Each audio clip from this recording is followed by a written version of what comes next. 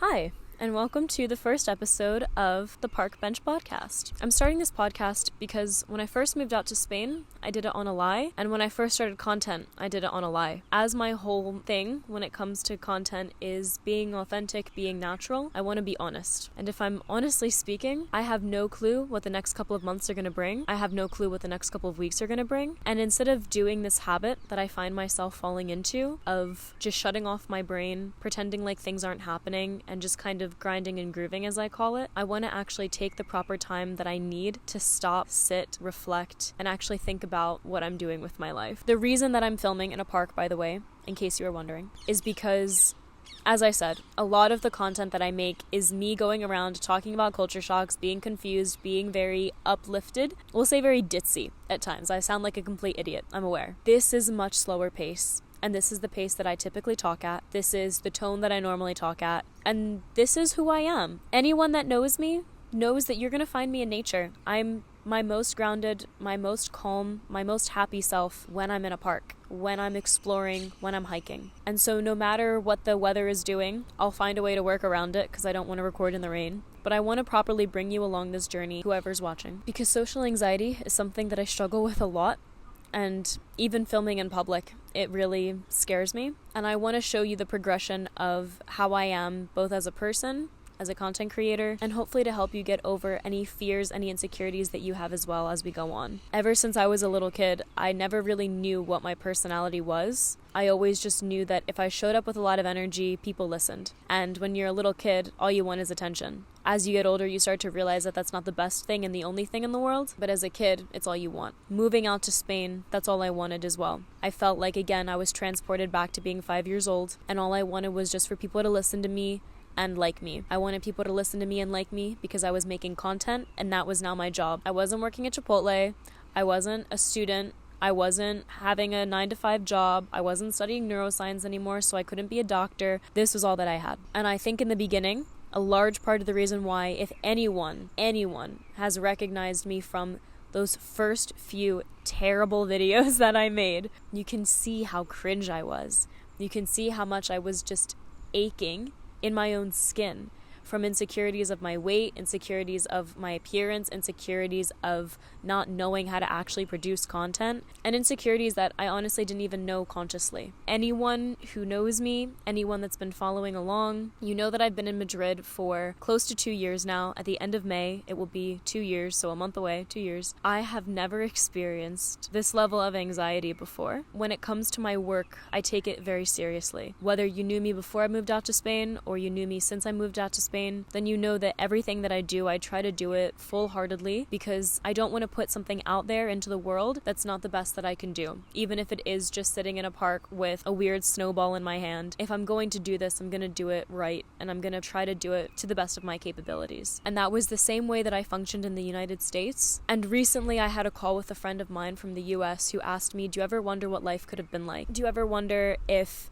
you stayed in the US, then things would have been better? And the short answer of this is both yes and no. Of course, I constantly wonder what life would have been like. But when it comes to the kind of life that I built for myself now, I don't know that I would change it, but I do know that I wish I documented it sooner. So this podcast is really my effort to document what is going on, what has been going on, and instead of just turning my brain off when things get hard, actually properly put in the effort to think, reflect, and show up for myself in a way that I haven't been allowing myself to do so previously. And if you or anyone that you know has been in a really dark spot, then you know how easy it is to just turn off your brain and pretend like things aren't happening. You can pretend like everything is okay. You can pretend like the things that are hurting you aren't hurting you. You can pretend that you're a lot better than you actually are. But I really don't want to do that anymore. And I also know that so many of you have been asking me personal questions about how I moved out here, what my family thinks, all these kinds of things. And in order to answer that and have you actually understand the reason behind the answer, I feel like I'm going to need to start documenting properly and bringing you through the journey so you can actually see what's going on. When I first moved out to Spain, as most of you know from a previous video that I put on here, I moved out here for a job. The way that I was able to leave the United States though, the way that I was able to convince my mother was by telling her, if I don't make $10,000 a month within my first year of doing this whole entrepreneur thing, then I'll stop. I'll come back. It's only going to be a year off because at the time I was only coming out here for a summer. So I told her I'll take a year off from studying medicine, and if I don't make $10,000 by the end of the first year, then I'll come back and I'll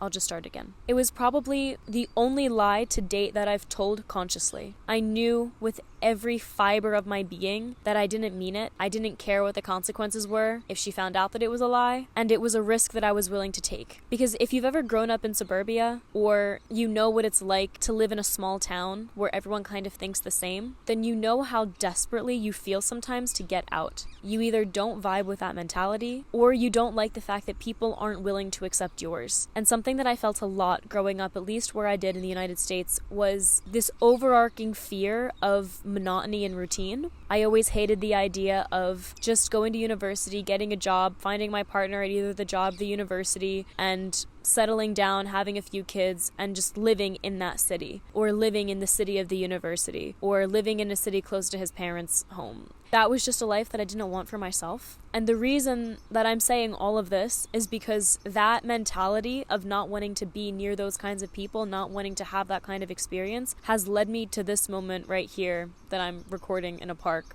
It's led me to the point where I have around 65,000 followers in total, making $5,000 a month, and no fucking clue what I'm going to do with my life. The whole process of getting here has been so mind-bending, and I'm excited to bring you along it with me and do it properly this time. But I do need you to know from the bottom of my heart that when it comes to the content you see me posting, that's not the reality of what's going on behind the scenes. And I'm sure you've already guessed this because you know that it's literally impossible to still be confused about things after 2 years of living somewhere. It's called a bit. But I've never in my life made this much money. I'm 22, $5,000 a month. And I don't know how sustainable it is. As an entrepreneur, you never know how sustainable your income is going to be from month to month. You just know that you're making whatever you're making this month. It could change next month. It could be higher, it could be lower. Last month, I made $4,000. The month before, I was making $2,400. And the month before, I was making $2,300. Everything is always changing. There's always money coming in. There's always money coming out. There's always just moments where you plateau and you feel like, am I ever going to break through this roof? And then there's moments where you just dip.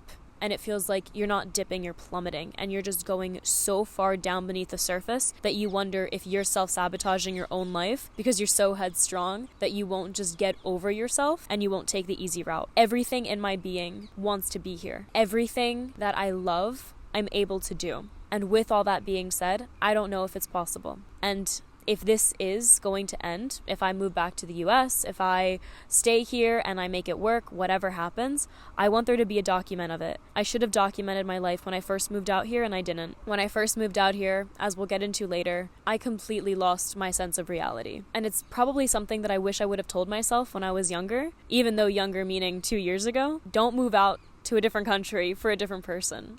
I feel like that's common knowledge that we all should be aware of, but I didn't learn that until it was too late. And at the end of the day, yes, I moved out here for a job, but I really did move out here for the potential of that person. The person that told me that they would make me very rich, the potential of the person that made me feel like I could have a genuine friend, I could make a genuine community of people, and it would be secure and safe, and the potential of who I could become next to this person. And it wasn't anything to do with me, it was everything to do with my projections, my insecurities, my doubts of if I could even make it, and if I was even good at anything. To give you a kind of breakdown of why I think life is going to be really interesting in the next couple of months, is because I have some travel coming up, I have some different music opportunities coming up, and I also enrolled to IE University out here in Madrid, and that means that I will have to be here for the next 4 years. Whether I make it as an entrepreneur or not, I've already put down the deposit, I've already saved up the money, I already have put in the money, I'm going. And as my own personal journey, I never wanted to be the kind of person that was just immediately making $200K a month and bawling. I've always loved the idea of the struggle because I always know myself, and at the end of the day, I know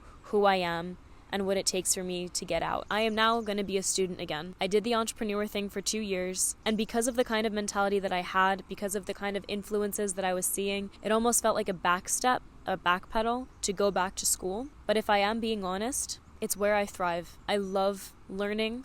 I love exploring different avenues of possibilities and not having to have the real world consequences of having to figure them out. In university, you're able to solve problems without them literally being problems.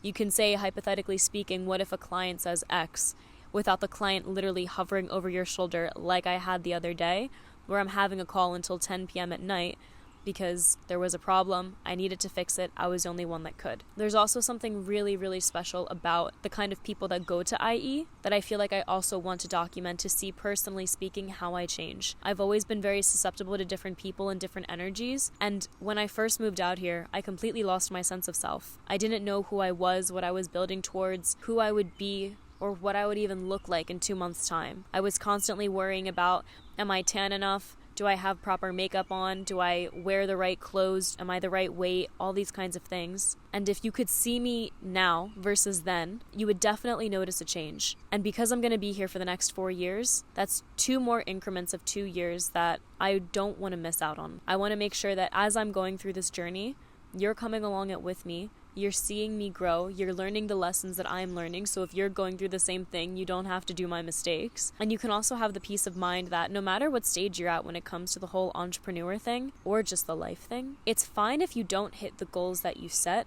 as long as you keep working for them. And maybe I'm speaking out of my ass, but I think there's something really toxic about the kind of pressure that we put on ourselves. And when I first began doing content, the only thing I wanted people to know me for was just a bubbly, bright, happy personality. And maybe this reaches no one and no one sees it. Maybe this reaches 5 people and 5 people see it. Who knows? But whoever watches it, know that this applies to you even if you're not an entrepreneur. If you're a student and you set a goal for yourself and you didn't get it, still work for it the next time you can. Your time's not over. Maybe you wanted to lose weight. Maybe you wanted to make a new friend. Maybe you wanted to read a book a month. I don't know. You can still do it as long as you keep working towards it. Specifically because I'm talking about entrepreneurship, it's because I have these goals in my head of how many followers I want, or how many people I want to work with, or how much money I want to make. And it took me almost 2 years to realize that I don't actually care about any of it because I'm losing myself in that process. I haven't actually taken the time to sit and reflect. And one of my very good friends, who I spoke to just yesterday,